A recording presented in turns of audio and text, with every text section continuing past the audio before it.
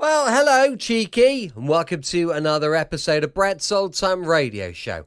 Welcome to our little summer home in the lovely Costa region of southern Spain. We've got another week and a half to go before we're heading back to the UK. And while the weather's been brilliant, I've spent most of the day in the pool today because our friends Andrew and Sarah have popped over, so that's rather nice. So we're just going to chill out. This evening, we're having a bite to eat in the port with my buddy Paco, as you may have seen on some of our previous little video clips.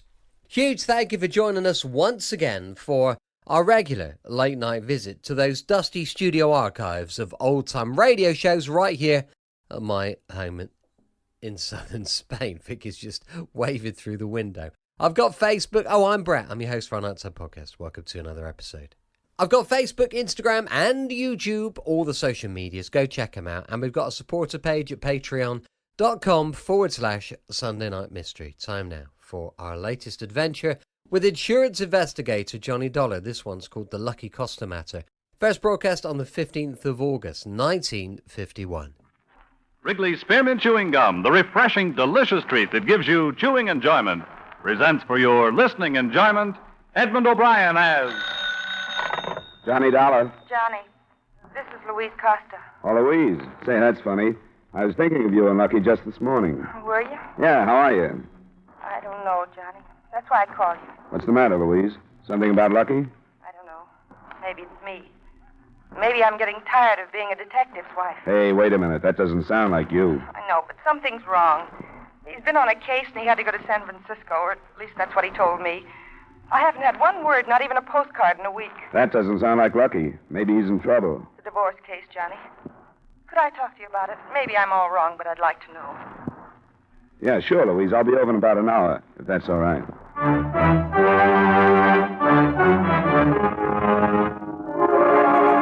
The makers of Wrigley Spearmint Chewing Gum bring you Edmond O'Brien in another adventure of the man with the action-packed expense account, America's fabulous freelance insurance investigator... Yours truly, Johnny Dollar.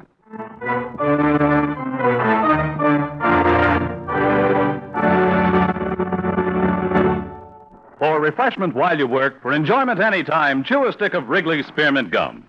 The delicious, long-lasting, real mint flavor of Wrigley Spearmint cools your mouth and freshens your taste. The good, smooth chewing helps keep you feeling fresh and alert, adds enjoyment to whatever you're doing. So indoors, outdoors, at work or play, enjoy chewing Wrigley Spearmint Gum. Wrigley Spearmint. Refreshing, delicious.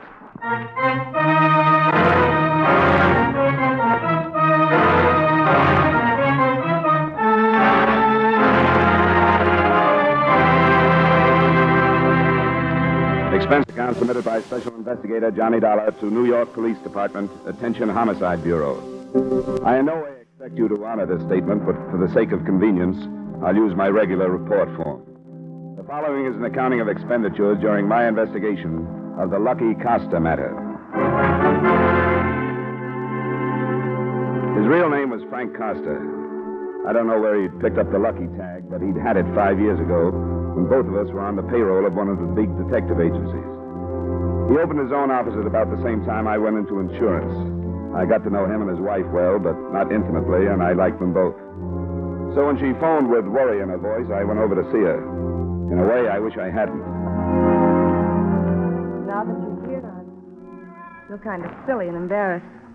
Well, you don't have to talk about anything you don't want to, Louise. Why don't we go to dinner and a movie and forget the detective racket for a while? That doesn't work. I've tried it. Johnny, it's not only this week that I haven't heard from you. Lucky's changed. How? Well, it's nothing I can explain to you. If you'd seen him every day, you probably wouldn't have noticed anything, but it's something that a wife could see. Thing with his eyes when he didn't know I was looking at him. Sort of a far away, as if he was thinking of something that I didn't have any business knowing about. And you know Lucky's never been like that. Well, I guess any man keeps secrets when it's his job to. Well, Lucky never has with me. He didn't need to. As far as his job went, he's always told me that it did him good to come home and talk things over with me. Even things he really wasn't supposed to talk about. It hasn't been that. You think he's mixed up with another woman, don't you? It started over a month ago, Johnny. I've been used to Lucky being away. You know that. Yeah, I guess you'd have to be. But like I said, I knew when things got different, when it was more than just being away from me. You sure you aren't imagining things? I'm not imagining that I haven't heard from him in all this time. That never happened before. How long has this been going on, this change you speak of? I've tried to remember exactly when I first noticed it. And I think it was one night about a month ago. I asked him what he was thinking about, and he sort of came to and said something that I don't remember now. Did you press it any further? A couple of times, and then I didn't anymore. Because it made me think he was hiding something from me, and I didn't want to think that. I kept telling myself that everything was all right. But now I know it wasn't. Was he on a case a month ago? Well, he was tracing some phonies. It doesn't have anything to do with work, Johnny. I know that. He'd traced phonies before. He'd done everything before. It wasn't work. Well, I don't have a wife's viewpoint, but I know Lucky pretty well. Some things about him I know better than you do. It seems to me that if he was going to go wrong with a woman, he'd have done it a long time ago. We met some, you know. Yeah, I've heard. Does his brother still live here in town? Yes, but I haven't phoned him. Same address on Broad, wasn't it? Yeah. Are you going to see him? Yeah, I thought I might. You want me to check on Lucky, don't you? I don't know what I want. Yes, I want to find out. All right. I think his brother is the best place to start.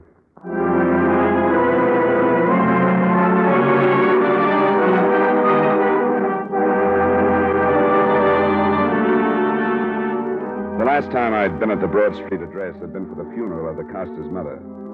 The house was a few years more beat up than it had been. Some old chicken coop stood empty in the backyard, and Joe, the brother, pulled up in an old car after I'd thumbed the doorbell 3 or 4 times and had started to leave.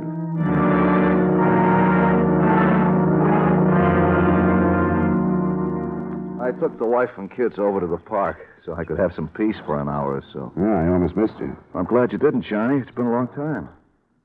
How've things been going with you? Fair, Joe. You? A guy can make a living.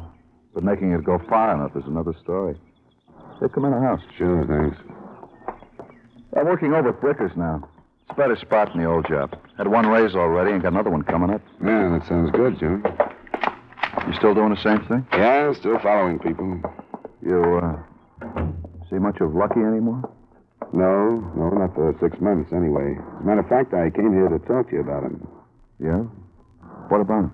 Well, I wondered if you'd spoken to him before he left for San Francisco last week. No. I talked to Lucky for the last time, as far as I'm concerned. That was about a month ago. What's the matter? Thought you two were okay, that you got along all right. You're a pretty good friend of his, aren't you, Johnny? Well, you know how it was. He and I just fell together when we were with the agency. Yeah, we're good friends. Maybe I see him only twice a year, but he's almost the only guy I've held on to. Did he ever tell you about his first wife? He was married before? Yeah.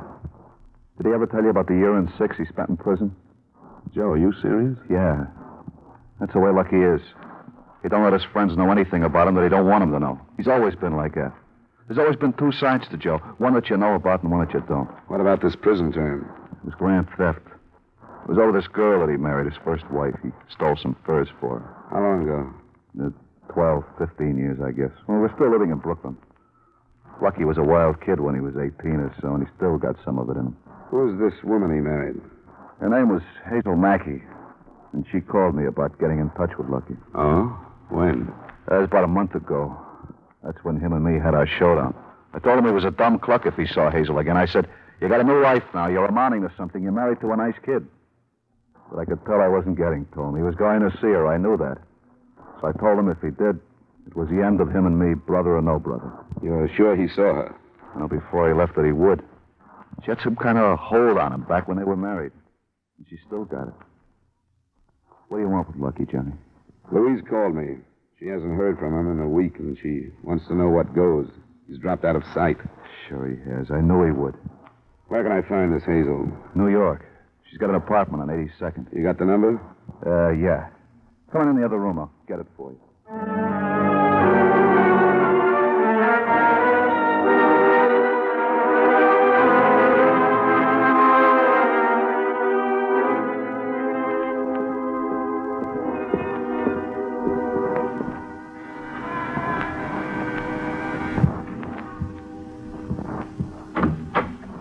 This Hazel Mackey?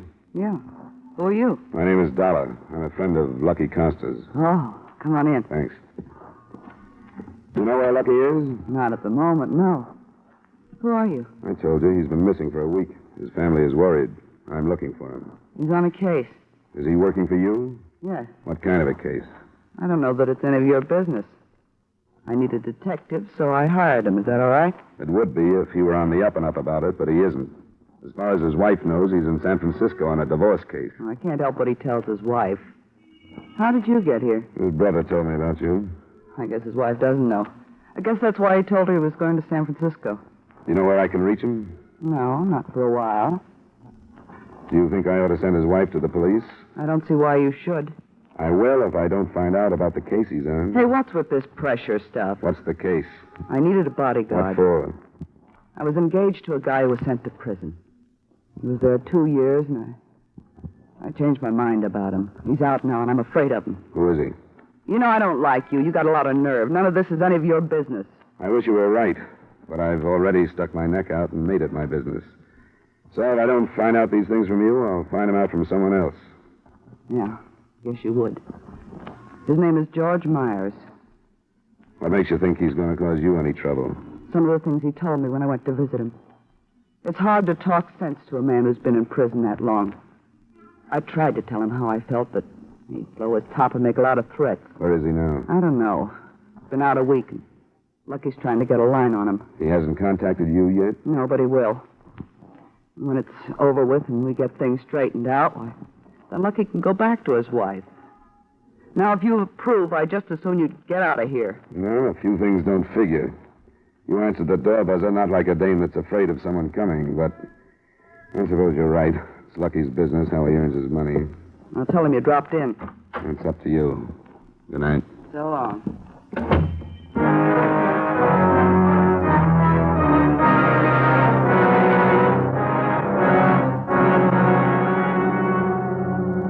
I put off telling his wife for 2 days because I didn't know how and because I didn't think it was up to me to tell her things she never knew about her husband. But on the third morning, it broke.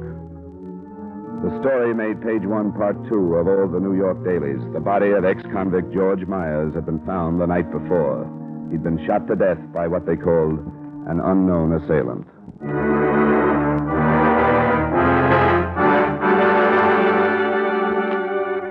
I phoned the brother, Joe Costa, and met him outside Bricker's during his lunch hour. Hi, Johnny. What's up? Well, maybe the local papers didn't carry it here. This one. What about it? Who's this Myers? Friend of Hazel Mackey's. She told me she hired Lucky to bodyguard her against this Myers. Holy. You mean Lucky killed him? I don't know, Joe. But it looks bad. Here, read this last paragraph. Myers went to prison on a robbery rap, but the money was never recovered. There's $200,000 floating around, Joe. I can't help wondering if this Mackey woman hadn't her finger on it. Why do you have to tell me this, Johnny? Because I couldn't carry it myself. I talked to Hazel. What she tells me puts the finger on Lucky. I wanted you to know because I'm going to have to go to the police with it. This is going to kill Louise. You know that. What can I do, Joe? Well, it seems to me you could stop playing hero. Now, wait, Joe. You don't have to run to the police. If Lucky did it, let them find out. You don't have to tell Joe. them. Not for that no-good Lucky, but Joe, for me. Joe, listen to me. If they get to Hazel Mackey and she tells them about talking to me, then what happens? Then I'm in trouble. I can't afford that, Joe. I've got to stay clean with the police. Sure, stay clean, no matter what it does to Louise. That's the way it is, then, huh? I didn't ask to get mixed up in it. I didn't tell Louise what I found out about him, but it's out of hand now, Joe, and there's nothing I can do. Go ahead, then. Go ahead. Maybe some nice fat cop will pat you on the back. Joe! Joe! That's our racket.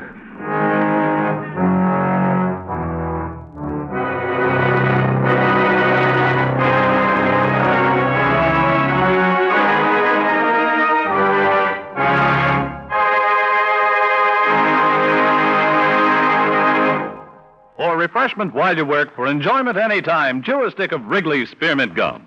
When your mouth feels dry, when you're warm or tired, Wrigley's Spearmint is really refreshing. The lively, full-bodied, real mint flavor cools your mouth, moistens your throat, freshens your taste. And the chewing itself gives you a little lift, helps you feel your best and do your best. So for chewing enjoyment plus pleasant refreshment, chew delicious Wrigley's Spearmint Gum.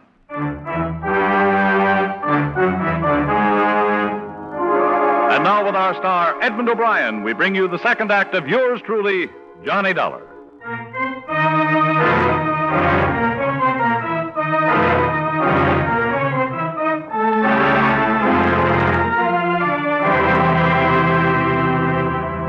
I left Hartford for New York on the 110 that afternoon. When I got there, the later editions reported the usual rounding up of known criminals who were being grilled about the Myers shooting.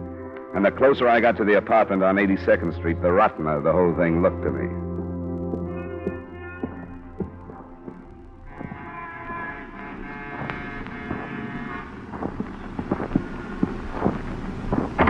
Who is... Oh, Come on, open up. hi. What do you want? Where is he now?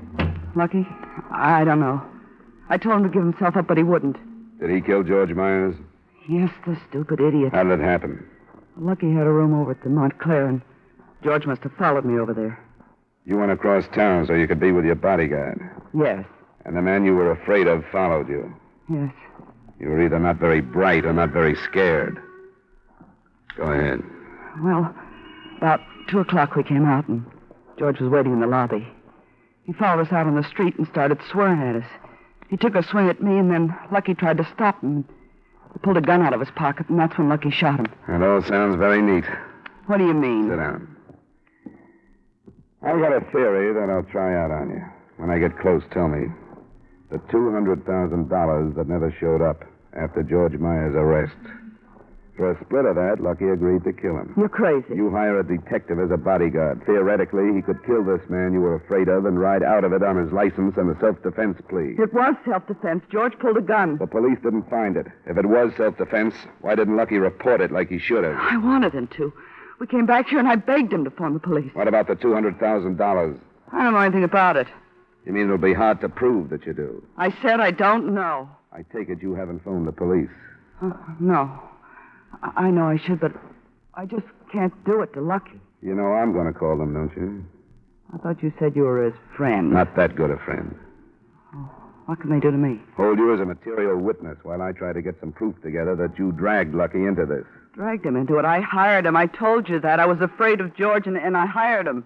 And he killed Myers in line of duty, ended in self-defense. Why didn't he turn himself in? I don't know. I wanted him to. You must have given him some reason for not doing it. What did he say? Well, he said that everything was all ruined now and that he'd rather take a chance on getting away. Why was it ruined if he killed in self-defense? I've had to do it. I don't know. Were you going to help him get away? We didn't talk about that. He was like a crazy man, pacing the floor. And then he left about 3:30. Where was he going? He didn't say. Was he going to get in touch with you? Yes. He said he'd try to call. Well, he won't be here to take the call. I want the police to hear your story.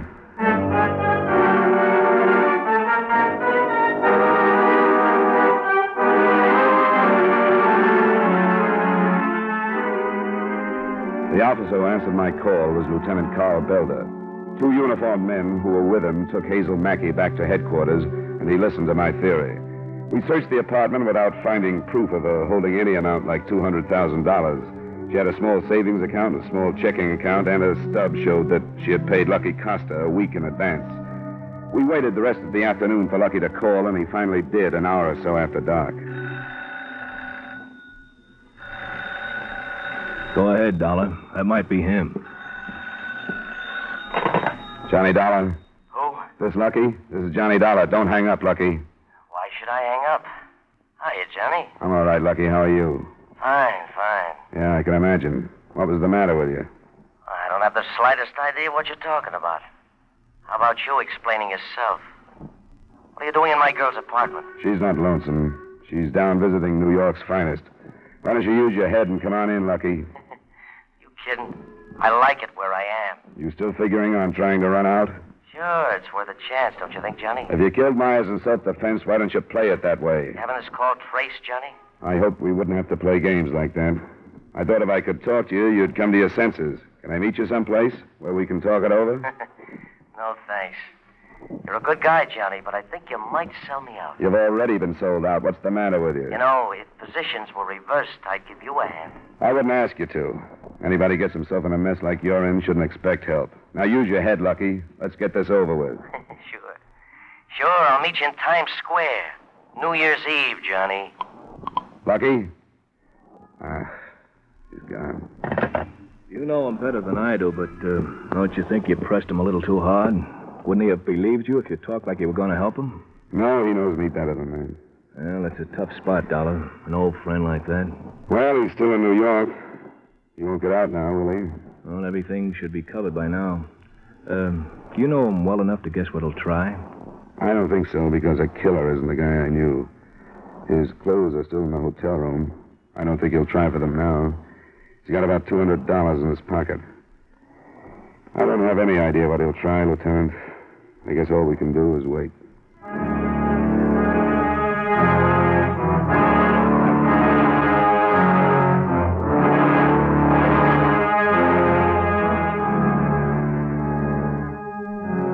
An officer was posted at the apartment, and Lieutenant Belder and I went down to headquarters.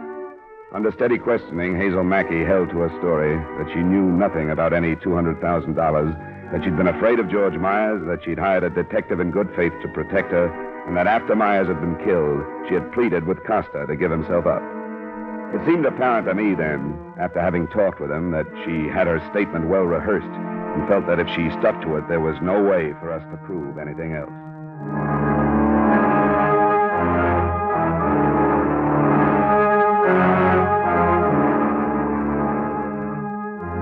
I stayed in New York that night and the next, waiting for something to break.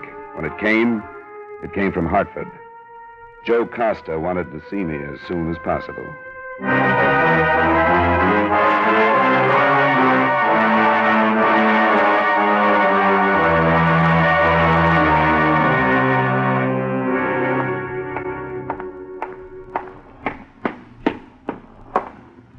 Johnny? Yeah, Joe. Come on in. Oh, I got here as fast as I could. How's Louise? Not very good. Sit down. I'm sorry about blowing up the other day, It's Johnny. all right. I didn't blame you. It was a bad time for both of us. You were right, Johnny. All I could think of then was he's my brother. But now it don't make any difference. He's no better than a rat that you got to trap. There's nothing to do but stop him. You're right, Joe. I had to quit my job over him. I couldn't take it the way the boys were looking at me. They wouldn't talk to me. It'll smooth over. What do you want to talk to me about, Joe? Has he contacted you? Yeah, he phoned me. He wants for me to give him some money so he can get away. He needs more than money now. He'll never get out. What'd you tell him? Well, I told him I didn't have any to give him. And that was the time I knew for sure that you were right about him. So when he asked me again, I told him I'd see what I could do about raising some. I told him to call back tonight. I did that so I could sell him out to you. It was the right thing to do, no matter what you think. He wouldn't think twice about pulling you into this mess, Joe. And that's what he did. He asked you to be a party to the killing. Yeah, I know that. When is he going to call? Sometime after 7 o'clock. Does he want you to meet him? Yeah, that's right. With $200. He's going to tell me where when he calls. He's still in New York, isn't he? Yeah, in Manhattan. You want me to talk to him? Yeah, if he gives himself up, I kind of figure they might take it easier on him. It could be. That's a deal, Joe. I'll talk to him. I'd like to see him go in by himself. Well, want a glass of wine while we wait, Johnny? Yeah, that'd be fine. This is some new stuff from my wife's folks. I took her and the kids up to their house to stay till this blows over. You'd think we were all criminals the way people treat us in this town.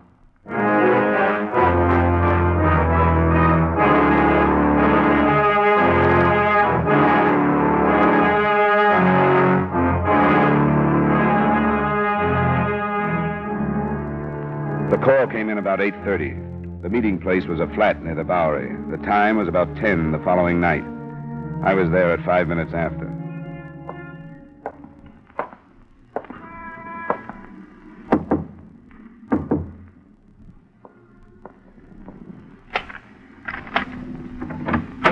Hi, Lucky. Oh, what's this? Let me in. Nice place you got. You like it better than a home with a wife? Shut up. So Joe sold me out, huh? He gave you a break. He didn't call the police. Did he send me some money? No? Do you think you had any right to ask him to? I need some dough, Johnny. I'm running short. What about your girlfriend? You can shut up about that, too. A double cross, Lucky, huh? Yeah, double cross. A real good one. I got no beef coming. You gonna let Hazel get away with it? It's not worth a murder rap to square it with her. You know who set up the double-cross for her? Who? You did, Johnny. You stumbled into this thing and set it up for her. Maybe she'll send me a gold watch. I saw her 3 days before you killed him, Lucky. If you knew I stumbled in, why didn't you pull out? She didn't tell me about you until after I killed him. Oh, that's the way it went. Yeah. One little thing Hazel forgot. And she hoped it wasn't important. She hadn't wanted to bother me with it. But a friend of mine acted like he was suspicious of what we were doing. All it did was blow the whole thing sky high. I was going to cop a self-defense plea, but with you around, sniffing out the premeditation, I didn't have a chance. That's tough, Lucky. I'm sorry it didn't work out for you. Get off, will you? I came into this with my eyes open. I know what kind of an operator she was. I'm not beefing.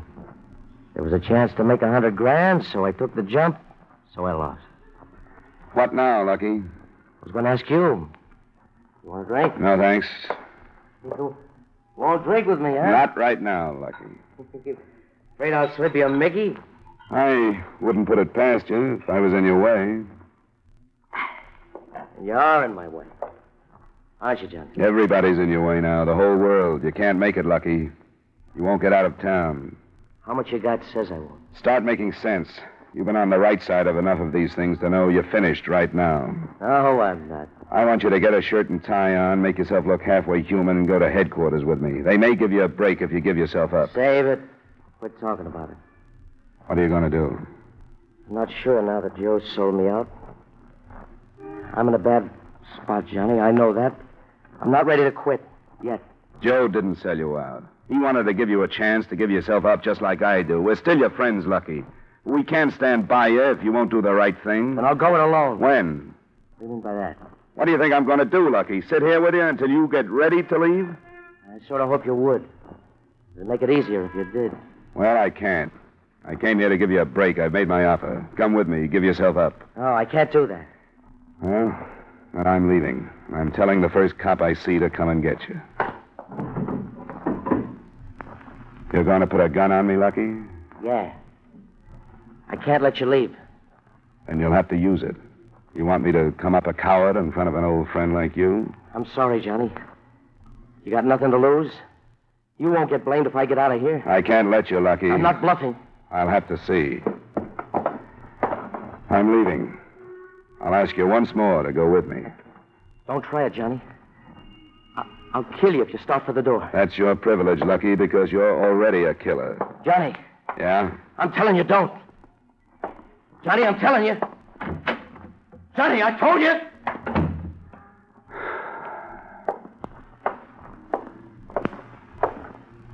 Well, Dollar? He won't give up, Lieutenant. Yeah, we'll take him then. He's armed and he's drunk.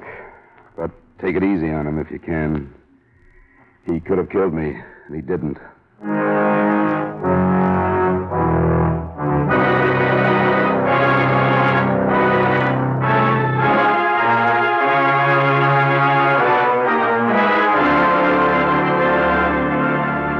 I realize that the confession as set down in this report is worthless as evidence, and as far as proof goes, you are still unable to charge Hazel Mackey for her part of the conspiracy. But after Frank Costa died trying to fight his way out of the flat, I want to suggest that she be picked up again and grilled until she breaks. She's as guilty as he was. Yours truly, Johnny Dollar.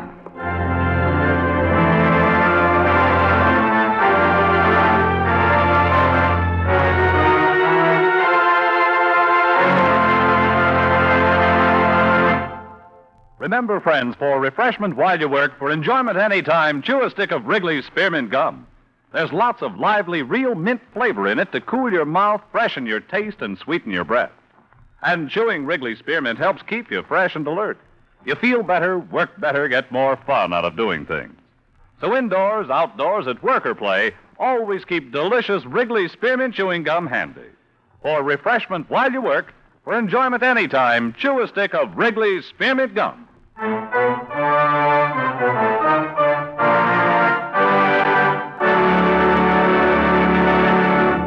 Yours truly, Johnny Dollar, brought to you by Wrigley's Spearmint Gum, stars Edmond O'Brien in the title role and is written by Gil Dowd with music by Eddie Dunstetter. Edmond O'Brien can now be seen starring in the Paramount Pictures production, Warpath. Featured in tonight's cast were Virginia Gregg, Gloria Blondell, Hy Averback, Peter Leeds, and Sidney Miller. Yours truly, Johnny Dollar, is produced and directed by Jaime Del Valle.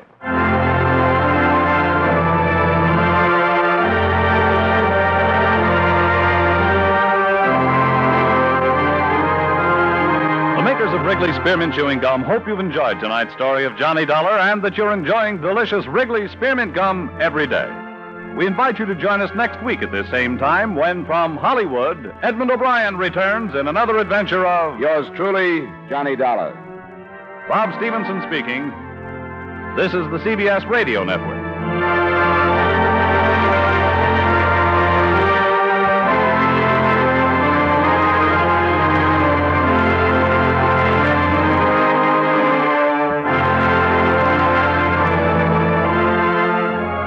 Welcome back. Hope you enjoyed our latest episode of Yours Truly, Johnny Dollar. And don't forget, more mystery and adventure tomorrow with A Man Called X. That'll be going live at 5 p.m. GMT. As I mentioned earlier, we've got a supporter page, patreon.com/Sunday Night Mystery. Thanks for listening. I'll be with you 7 days a week, each and every week. And I'll see you tomorrow on Brett's Old Time Radio Show.